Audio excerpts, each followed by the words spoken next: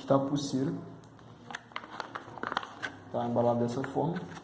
E aqui está a pulseira. A pulseira apresenta um material bem ruinzinho mesmo. Não recomendo comprar ela.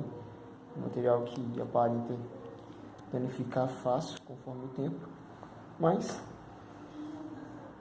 mostrando aqui seu uso, vocês vão apenas inserir a maionese nela e colocar no pulso. Porém, não recomendo por conta do material.